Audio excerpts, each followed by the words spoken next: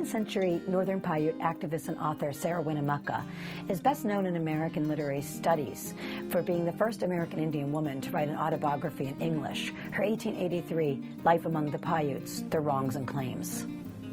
This project, a collection of newspaper articles by and about Winnemucca, began small in scope. In 2000, I wanted to locate newspaper articles to learn more about the production of life. Yet as I collected hundreds of newspaper items, it became obvious how much they reveal about Winnemucca's biography and how they are worthwhile texts in their own right.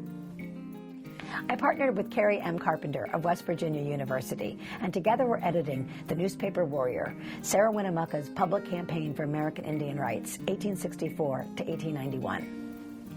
We believe that Winnemucca deserves a scholarly apparatus readily available to better-known authors, and we wanted to contribute to the ongoing scholarly efforts to recover works by 19th century American Indian authors. Thanks to grants from the College of Arts and Sciences of Westchester University, I was able to involve students in the project.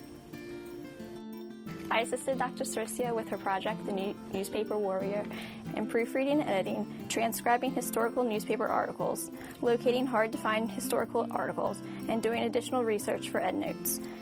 I am interested in pursuing archival research and writing, so this experience was invaluable for me. I contributed to Dr. Carolyn Sorisio's book project, The Newspaper Warrior, by transcribing, proofreading, and editing historical newspaper articles by and about Sarah Winnemucca. I also spent some time hunting down a few articles on microfilm. I truly treasure being able to have this opportunity, since as an undergraduate, most students don't have a chance to do research. Working on this project has broadened my idea of archival publication by giving me an example of how archives can be published and used to further an understanding of history. I also learned a great deal about what goes into readying a manuscript for publication and the importance of paying close attention to detail. This project helps solidify my interest in archives and will benefit me in any future archival projects.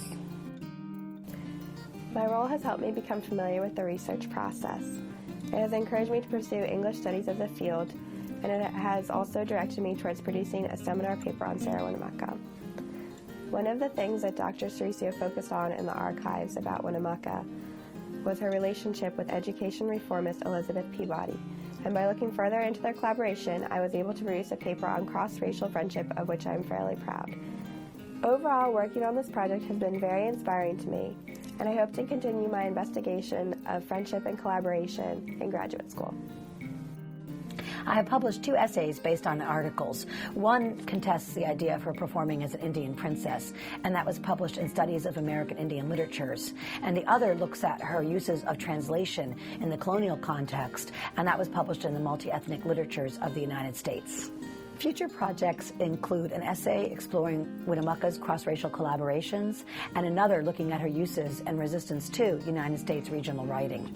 Professor Carpenter and I are also in the process of finding a permanent site for an online Sarah Winnemucca archive.